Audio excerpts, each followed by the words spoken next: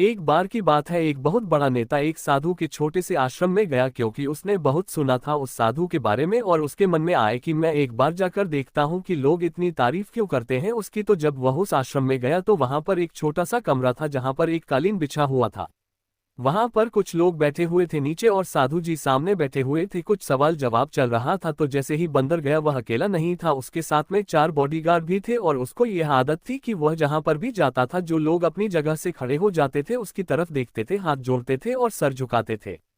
लेकिन यहाँ पर ऐसा कुछ भी नहीं हुआ। साधु ने उसकी तरफ देखा तक नहीं क्योंकि वह साधु किसी के सवाल का जवाब दे रहे थे। लेकिन नेता को इस बात से गुस्सा आ गया। नेता को लगा कि यह मेरी बेइज्जती है। तो उस नेता ने साधु की बात को बीच में काटते हुए थोड़ा गुस्से से कहा कि मैं आपसे कुछ कहना चाहता हूँ।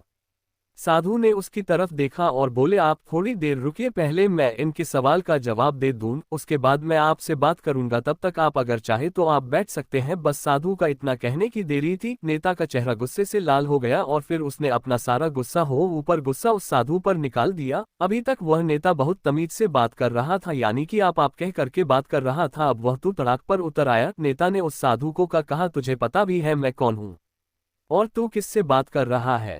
साधु ने उसकी तरफ देखा और कहा, मुझे इससे कोई फर्क नहीं पड़ता है कि आप कौन हैं, लेकिन आप जो कोई भी है, अगर आप चाहते हैं कि मैं आपके सवाल का जवाब दूं या आपसे बात करूं तो आपको कुछ देर रुकना होगा। और साधु की यह कहते हैं नेता गुस्से से पागल हो गया और वही सब के सामने चीखने चिल्लाने लग गया। अब मैं तुझे तेरी असली औकात दिखाऊंगा। तूने मुझसे पंगा ले करके ठीक नहीं किया, तुझे पता भी है मैं तेरे बारे में क्या सोचता हूँ। साधु ने फिर से उसकी तरफ देखा और बड़े प्रेम से कहा कि मुझे इससे कोई फर्क नहीं पड़ता कि आप मेरे बारे में क्या सोचते हैं, आप जो चाहे वह मेरे बारे में सोच सकते हैं। फिर उस नेता ने कहा, तू चाहे सुनना चाहता है या नहीं, लेकिन मैं तुझे बताऊंगा यही सब के सामने कि मैं तेरे बारे में क्या सोचता हूँ।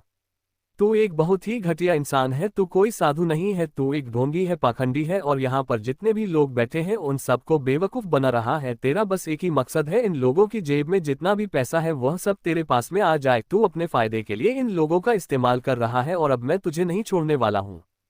तेरा पर्दाफाश करके रहूंगा पूरी दुनिया के सामने। लेकिन उसका इतना बोलने के बाद भी उस साधु के चेहरे पर हल्की सी मुस्कान बनी ही रही। ये देखकर वह और भी तिलमिला गया और उसने कहा, अब बहुत हो गया, अब मैं यहाँ 1 मिनट भी नहीं रुकने वाला। लेकिन अभी भी तेरे पास में मौका है, अगर मुझसे माफी मांगी है या मुझसे कुछ कहना है तो कह सकते हो। इतना सब होने के बाद भी साधु बिल्कुल शांत था और उनके चेहरे पर एक मुस्कान थी। उन्होंने अपनी आंखें बंद कर दी। फिर साधु ने अपनी आंखें खोली, हाथ जोड़े और कहा कि मुझे आपसे कोई गिला शिकवा नहीं है, मेरे मन में आपके लिए कोई भी गलत ख्याल नहीं है। जो भी आपने मेरे बारे में कहा वह आपकी अपनी सोच थी, तो मुझे आप में कोई भी बुराई नजर नहीं आती है। मुझे आप बहुत ही भले इंसान लग रहे हैं। और साधु के इतना कहते ही नेताजी का दिमाग 7वें आसमान पर पहुंच गया। उनके चेहरे पर एक अजीब सी खुशी थी क्योंकि उस साधु ने वही कहा जो बाकी सब लोग उस नेता को कहते हैं। और वह खुशी खुशी उस आश्रम से अपने घर की तरफ चला गया और जाकर के अपने पिताजी के साथ में बैठ गया। उसके पिताजी की आंखें बंद थी और वह ध्यान में थे। पूरी जिंदगी उन्होंने सिर्फ लोगों की सेवा करी और बदले में कुछ भी उम्मीद नहीं किया। तो थोड़ी देर बाद जब उन्होंने अपनी आंखें खोली और देखा अपने बेटे को अपने साथ बैठे हुए, तो उनके बेटे के चेहरे पर आज एक अजीब सी खुशी थी जो आज से पहले उन्होंने कभी नहीं देखी थी।